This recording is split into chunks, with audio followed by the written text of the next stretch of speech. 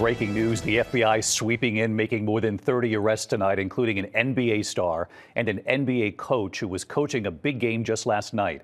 Authorities say all part of a massive NBA and mafia gambling scandal. Investigators say they rigged poker games using high-tech devices, including an X-ray table that could read cards, face. They tell us these men are role models, faces of global sneaker lines and charity galas. But once we step away from the highlight reels and the trophy stages, another pattern starts to emerge. And it is not an accident or a one-off mistake. We are looking at a long, documented trail of court filings, police reports, sealed mediation agreements, and quietly settled lawsuits that point to something the NBA would rather keep in the shadows.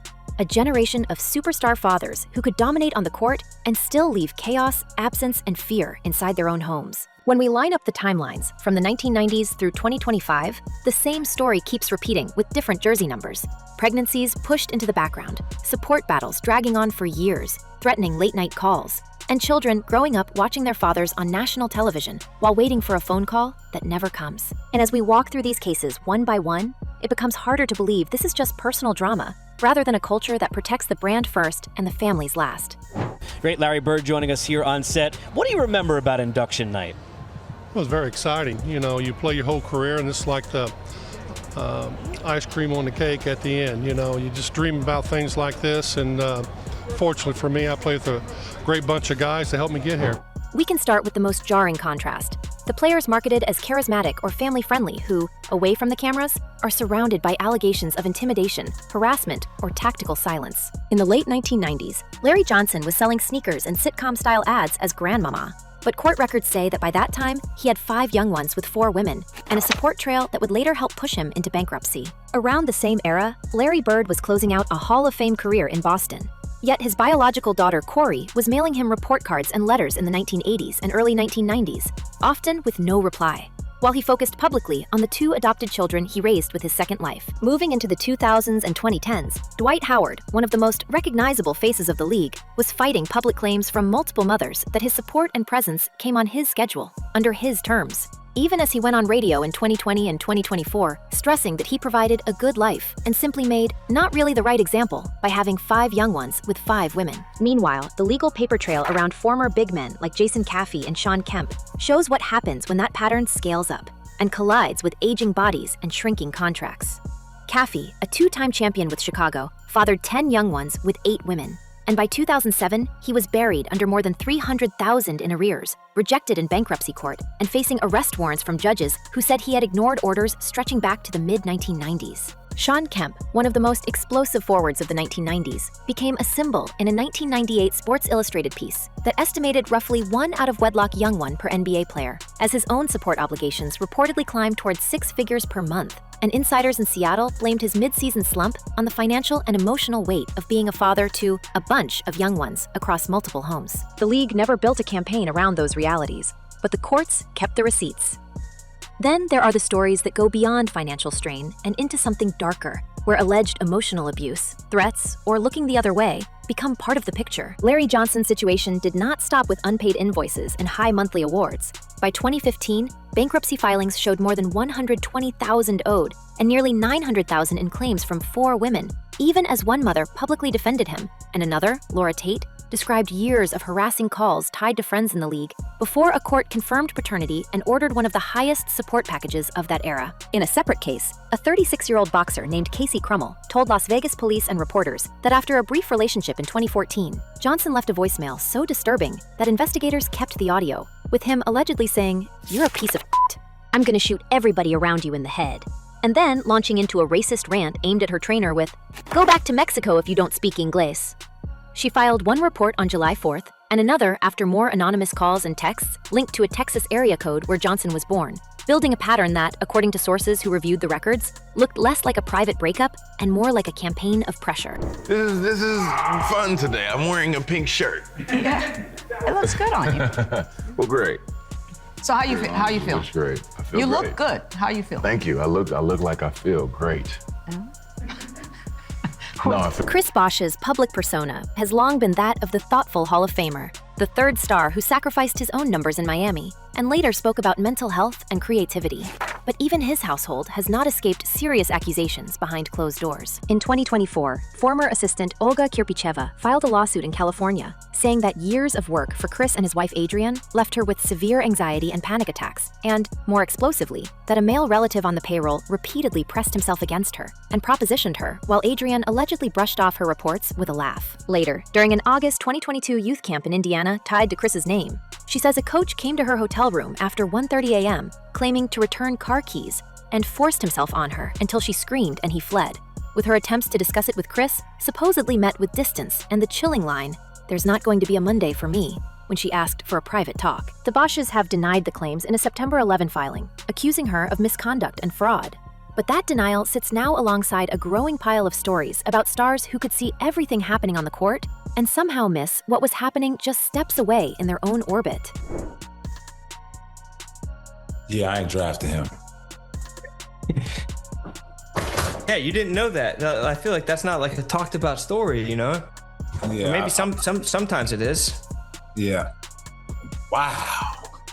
We also have the legends whose legacies are now permanently entangled with allegations that go back to the very start of their careers. Karl Malone, celebrated for decades as the mailman, stands at the center of one of the ugliest scandals in league history, with court records from Louisiana confirming that by the mid-1980s, he had been ordered to pay $125 a week, plus medical costs, after a paternity test tied him to a pregnancy that began when he was about 20, and Gloria Bell was just in her early teens. Bell's family chose not to pursue criminal charges in 1983, reportedly out of concern for his draft status. And by 1988 or 1989, a confidential settlement had been reached, while their son, future NFL lineman Demetris Bell, grew up saying it felt like his mother had simply gone to a clinic and used a donation. Malone also denied paternity of twins Daryl and Cheryl Ford, born in 1981 to his high school girlfriend, until another suit and settlement near the end of that decade forced the issue, with meaningful contact not starting until around 1998, when the twins were already 17. Even now, in 2025, the league continues to acknowledge his milestones publicly, which led to moments like 21-year-old Victor Wembanyama reposting a clip in July 2025 that mocked the NBA for wishing Malone a happy birthday, essentially calling for accountability, while the official account stayed silent. Not every story is strictly about abandonment. Some are about a kind of selective fatherhood, where players appear deeply engaged with one branch of the family tree and almost invisible to another. Larry Bird's example is stark. Corey, born in 1977 to his first wife, grew up in Indiana in the late 1970s and 1980s, mailing school updates to a father who had initially denied paternity and sent his support through a bank account she could only access at 18. While decades later, Bird was photographed courtside with his adopted son Collins and daughter Mariah at Pacers events. Corey finally met him properly around 1998 at a game, describing a brief but hopeful hug. And by the time of her 2008 wedding, he was present, but still more like a distant relative than the devoted father he was to the household he built after his playing days. I was a little selfish for that, because what she did to me in my life. But as I got older, things changed, Dennis Rodman's situation runs in parallel. His daughter Trinity, now a star forward for the U.S. women's national soccer team, told audiences in 2021 and again in December 2024 that he went months or years without contact. That after a surprise appearance at one of her games, he disappeared again for 3 years. And that while she and her mother were sleeping in a Ford Expedition and cheap motels after the divorce, he was living a non-stop party lifestyle and then trying to patch things over on social media years later with a short apology. American history, and it's right here in my backyard where I grew up. 36, 38th in Chicago on the south side of Minneapolis. I used to run the streets and play at the parks and Right. my whole life. So it's home. Even when the money is technically flowing, the emotional gap can be enormous. And the numbers themselves often tell their own story about priorities and leverage. Chris Bosh spent 5 years locked in litigation with ex-girlfriend Allison Mathis, starting in 2009, with her arguing that a man earning over $1 million a month should be paying far more than the court-ordered $2,600, especially after he moved to Miami and bought property there, while he countered that he had already volunteered payments, covered tuition, medical insurance, and even dropped a $250,000 lump sum without being forced. Royce White, drafted by Houston in 2012 as a promising forward, had his support pegged early to an NBA-level paycheck that never really materialized. After his anxiety over flying and clashes over mental health policies limited him to just 3 regular season games, arrears piled up in Minnesota and Cottonwood County, with court records between 2018 and 2024 showing contempt findings, payment plans, and a single mother telling reporters she was owed more than $100,000.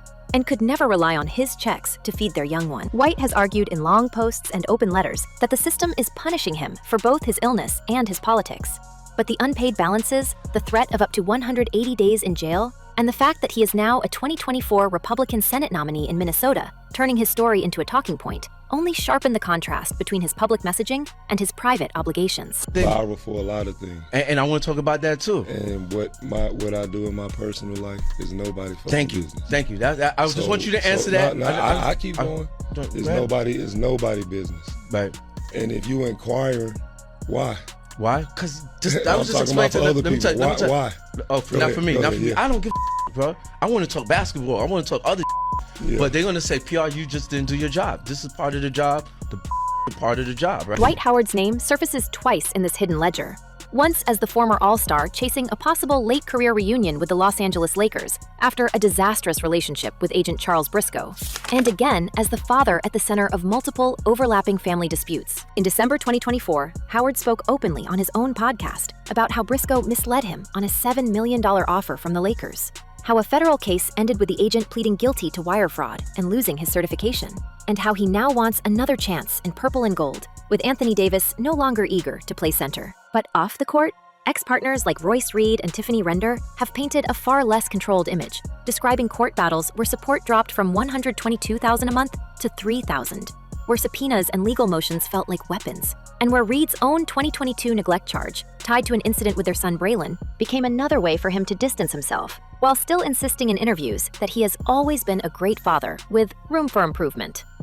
Florida and Georgia authorities ultimately closed a 2014 investigation into his physical discipline with no charges, but the episode left a permanent mark on the paper trail around his name and raised new questions about what teams knew and when. When we zoom out over 3 decades, a pattern emerges that goes beyond individual failings and starts to look like a system that quietly absorbs and neutralizes these stories, as long as the product on the floor stays profitable. In case after case, we see support disputes and contempt findings in family courts from Alabama to Texas to Minnesota, while at the same time, team PR staffs, league partners, and broadcast networks continue to spotlight the same men as community ambassadors, youth mentors, and brand-safe legends. Records are sealed through mediation, arrears get restructured or settled with a lump sum transfer of an $800,000 Las Vegas home, or a trust fund that conveniently removes the conflict from public view.